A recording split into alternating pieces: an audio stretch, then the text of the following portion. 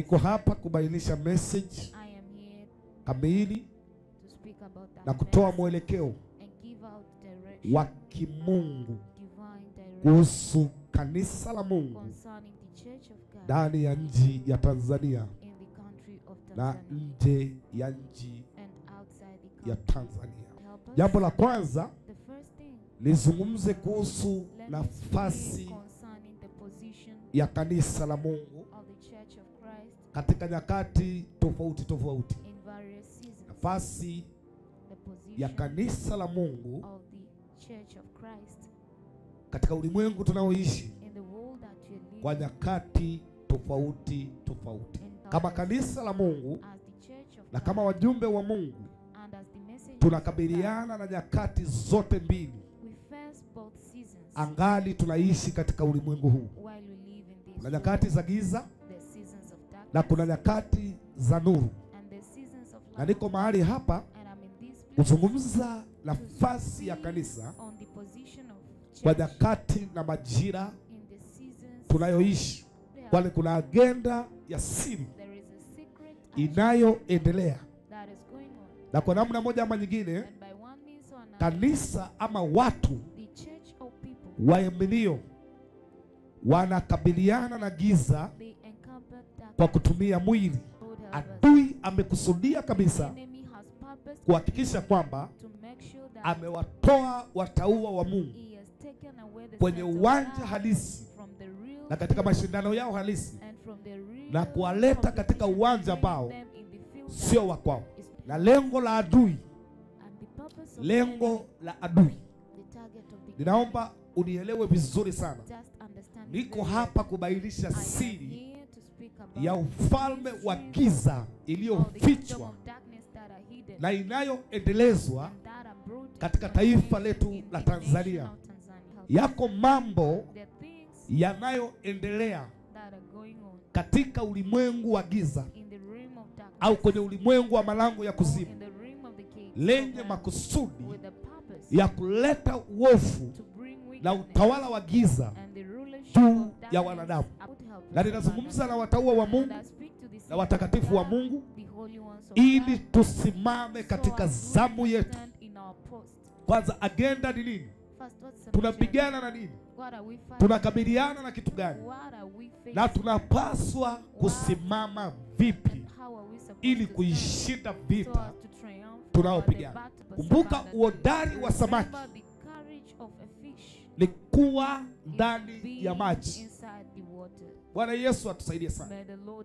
Agenda kubwa ya kwanza ya ufalme wa giza ni kulitoa kanisa na watauwa wa Mungu na watumishi wa Mungu kwenye uwanja uliobeba kila kitu, silaha zote za kimungu kuhusu hatima na mwelekeo wa kanisa la Mungu na taifa la Tanzania. Mungu anaipenda Tanzania na Mungu yuko pamoja na sisi.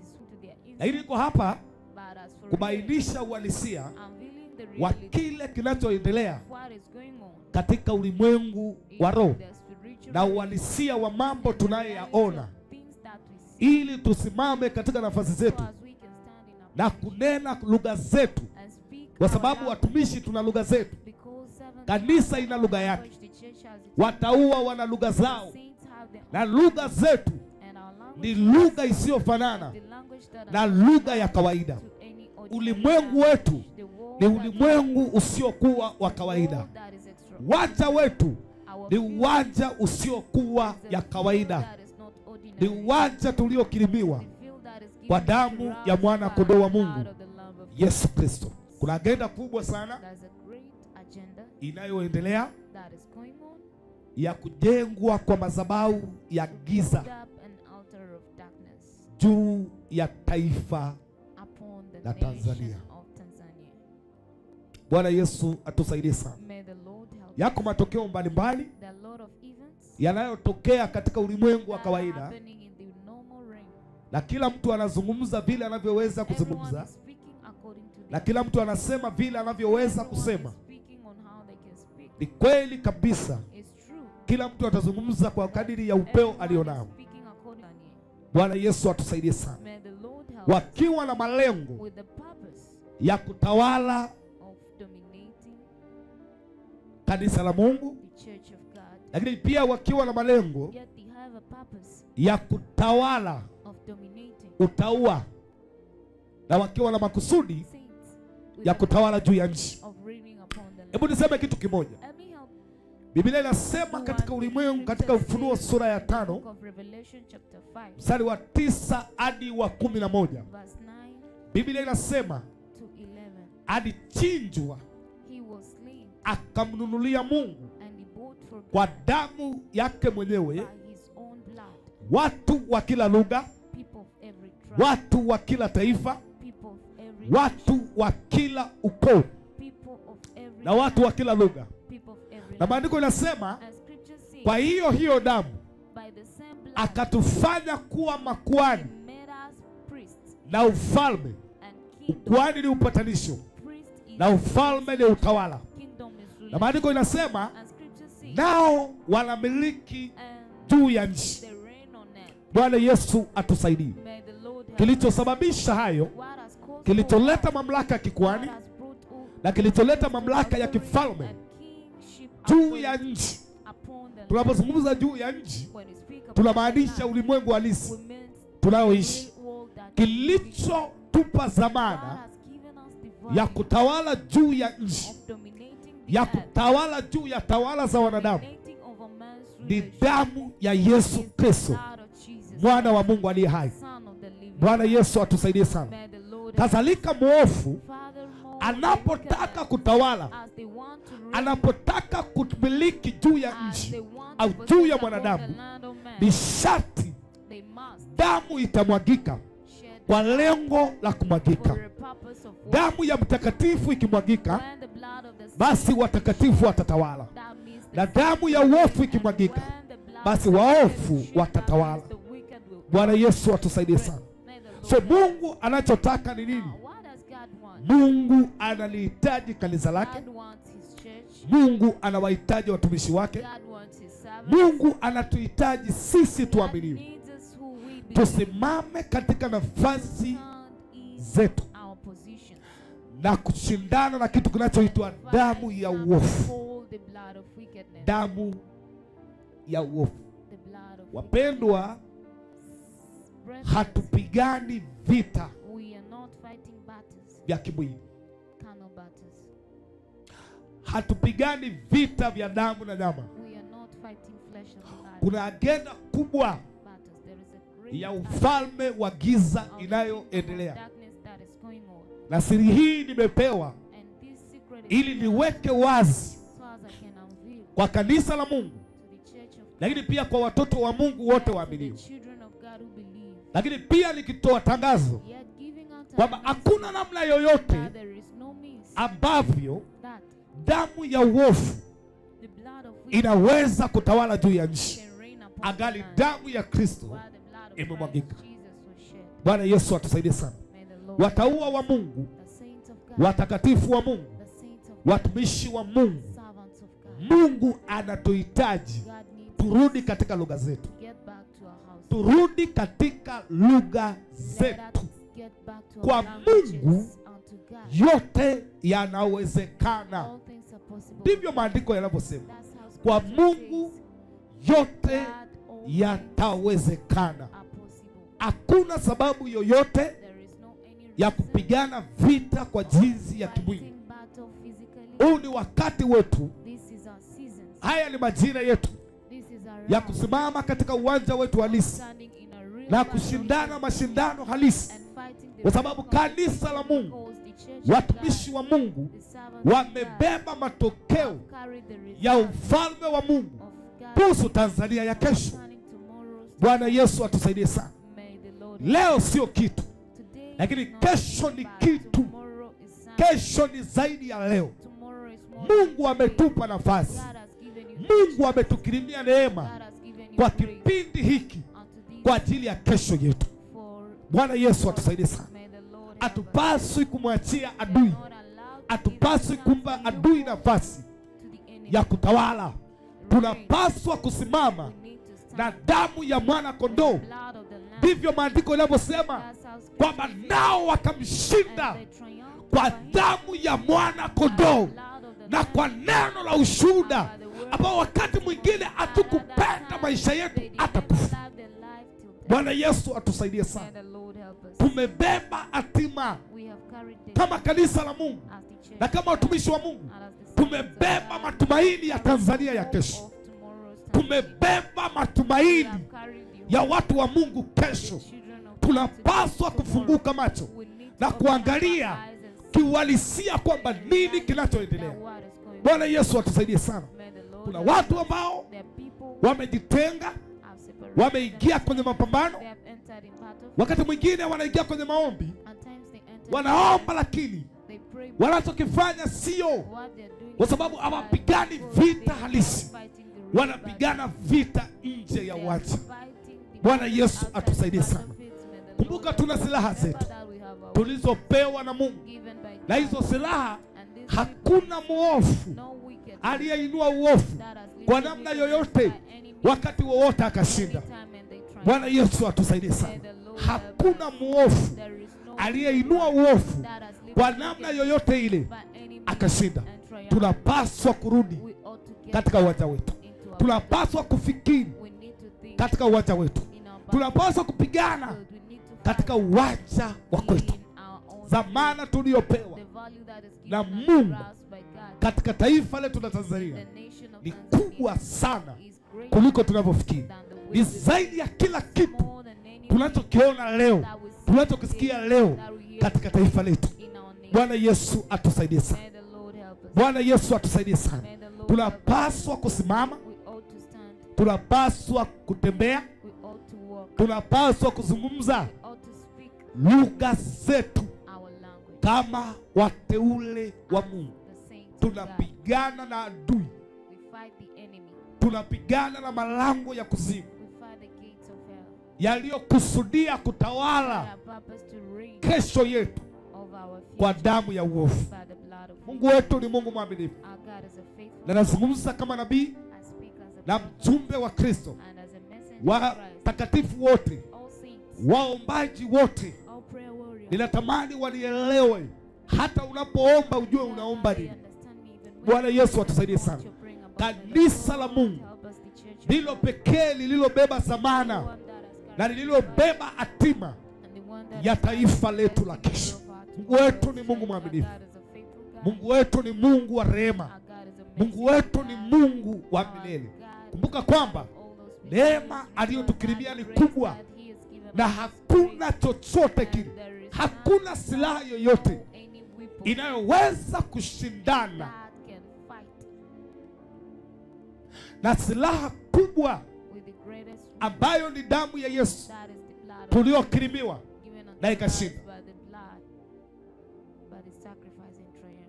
Katika mwili hakuna ushindi. Katika mwili kuna kushindwa tu, lakini katika roho maandiko yanasema kuna ushindi, kuna uzima milele, kuna hatima njema. Bwana Yesu atusaidie sana. Mwili ni dhaifu, lakini roho utia uzima.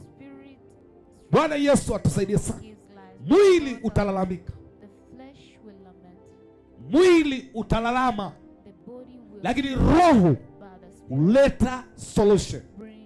Maneno haya ni roho, niyanenayo ni roho, niyanenayo ndio yaliyobeba ukweli wa mambo.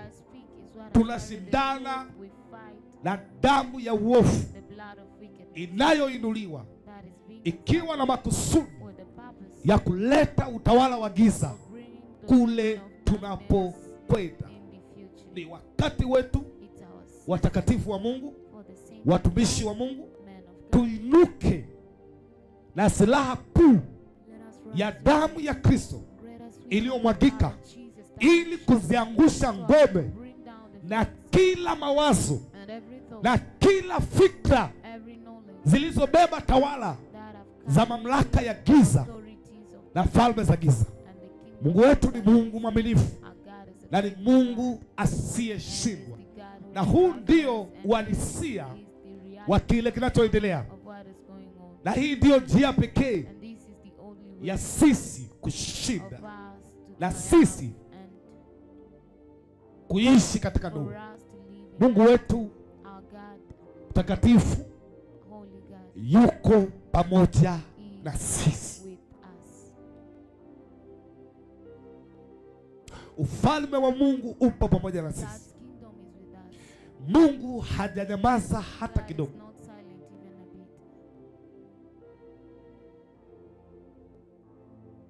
Bwana Yesu atusaidie sana. Kila mtu kwa nafasi yake, kila mtu kwa neema aliyokirimiwa, inuka ushindani. Inuka ushindani. Maandiko yanasema kushindana kwetu sio juu ya damu na nyama, bali ni juu ya falme na mamlaka, ili juu ya jeshi la pepo wabaya. Kila mtu kwa neema aliyopewa na Mungu, inuka, ingia katika mashindano halisi. Kumbuka, sio kila uwanja ni uwanja wako, na sio kila mashindano unaweza ukashindana ukashinda. Lazima ujue ni wapi ukishindana utashinda. Zamana yetu ya ushindi tumepewa kwa njia moja tu, inayoitwa msalaba wa Kristo. Bwana Yesu atusaidie sana. Kuna jambo kubwa sana ambalo tunashindania kuhusu taifa letu na kuhusu kanisa la Mungu kwa wakati ujao. Nitalisema hilo jambo wakati ukifika. Bwana Yesu atusaidie sana. Kumbuka, hakuna giza isiyo na makusudi ya kuifunika nuru. Narudia tena.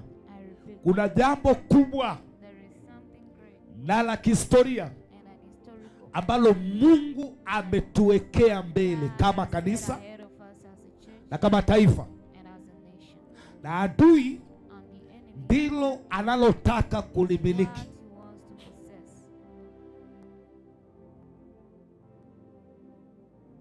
Bwana Yesu atusaidie sana.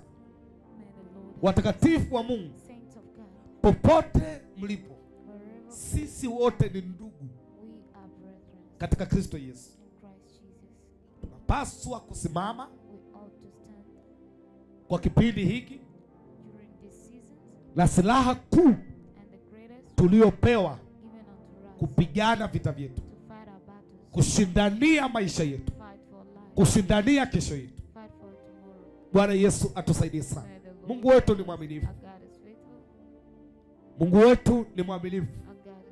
Kumbuka udhihirisho wa ufalme wa Mungu katika wakati uliopo na katika wakati ujao umebebwa na sisi tuliopewa zamana kama mitume, kama manabii na watumishi wa Mungu mbalimbali na kanisa la Mungu kwa ujumla. Sisi ni mabalozi wa udhihirisho wa serikali ya Mungu katika ulimwengu tunaoishi. Bwana Yesu atusaidie sana. Mungu wetu ni mwaminifu, na neema ya Kristo Yesu ikadhihirishe kwa kila mmoja wetu. Niko mahali hapa nitamke neema ya Mungu sawa sawa na ujumbe wa kinabii uliowekwa ndani yangu. Asiwepo mwovu yoyote anayeshindana na wewe kwa namna yoyote ile atakayeshinda. In Jesus name. Mungu wetu ni mwaminifu na ni Mungu aliye pamoja na sisi. Popote pale ulipo, ninataka uinuke. Bwana Yesu atusaidie sana. Kumbuka, tunapozungumza kanisa, tunazungumza uhusiano kati ya maisha ya mtu binafsi na Mungu aliye hai. Bwana Yesu atusaidie sana. Ni neema ya Mungu. Na ni mapenzi ya Mungu kwamba chochote ambacho adui ameinua kwa siri, akiwa na malengo ya kutawala hatima yako, akiwa na makusudi ya kuikontrol destiny yako,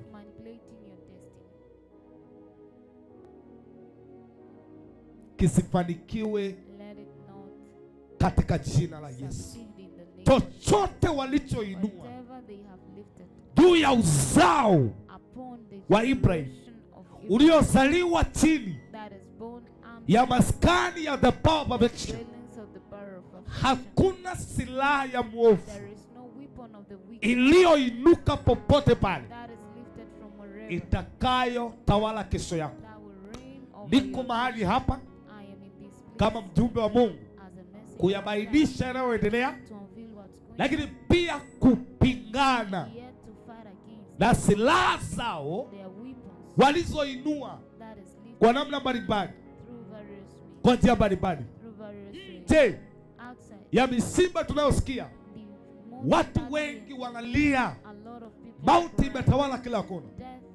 Na hili niko mahali hapa kusimama kwa jina la Kristo kwamba kila silaha ya siri inayoendelea katika familia yako, katika nyumba yako, katika eneo lako, isifanikiwe katika jina la Yesu.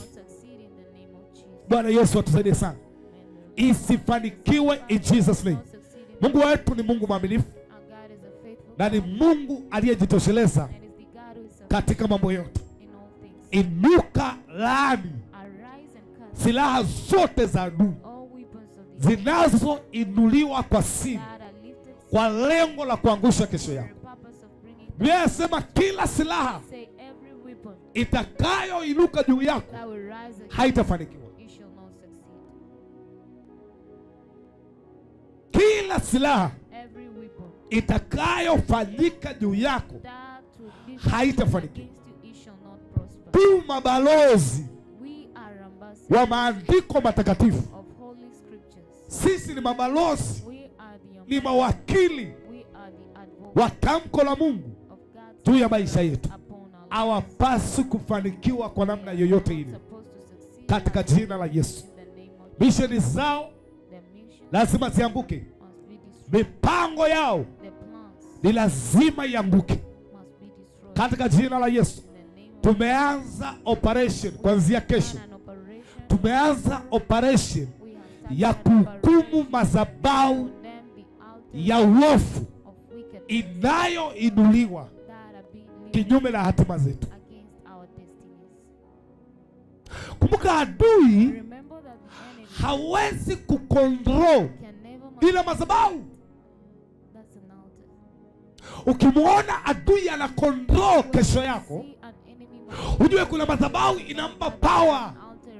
Madhabahu ni kilinge. Madhabahu ni dira. Madhabahu ni lugha ya kesho ya mtu. So wakati wowote unapoona watu hawaoni kesho, hawafiki wanapokwenda, basi jua nyuma yao kuna kitu kilichojengwa ili kusimama kinyume na hatima zao. Tunamshukuru Mungu wa Bwana wetu Yesu Kristo aliyetupaka mafuta. Ni wakati wa kutangaza hukumu zidi ya madhabahu walizozijenga ili kuikontrol kesho yako, kuikontrol kesho ya familia yako. In Jesus name. Yesu wetu ni mwaminifu. Yesu wetu ni mwaminifu. Ametupa silaha ya sisi kushinda wakati wote. Ametupa silaha ya sisi kuweza wakati wote. Yasema nimepewa mamlaka yote mbinguni na duniani. Enendeni mkahubiri habari njema. Haijalishi mtakutana na giza ya namna gani, enendeni mkahubiri habari njema. Mamlaka sio maombi. Mamlaka ni nguvu ya utawala. Bwana Yesu atusaidie sana. Mungu wetu ni Mungu mwaminifu. Tumeanza operation rasmi ya kutangaza hukumu dhidi ya madhabahu zao, na tutaenda kwa mtu mmoja mmoja, familia kwa familia, mtu kwa mtu, popote pale walipoinua madhabahu ya uovu wakahalalisha kwa namna yoyote, tutatangaza hukumu, na hatutapukutika sisi, watapukutika wao, katika jina la Yesu Kristo wa Nazareth aliye hai. Bwana Yesu atusaidie sana. Mungu wetu ni Mungu aliyejitosheleza na ni Mungu aliye hai. Kumbuka nabii hayupo tu kwa sababu ya kufichua mambo, lakini pia ni kazi ya nabii kutoa maelekezo au mwelekeo wa kiroho kuhusu wataua wa Bwana. Bwana Yesu atusaidie sana. Lazima tujue, lazima tuinuke na kusimama katika nafasi zetu na kuongea lugha za kwetu. Lipo jambo kubwa sana na lenye zamani ambalo Mungu ametukirimia kwenye ile taifa, na hakuna madhabahu ya uovu itakayofaulu katika jina la Yesu. Hakuna madhabahu ya uovu itakayosimamisha hatima yao in the name of Jesus.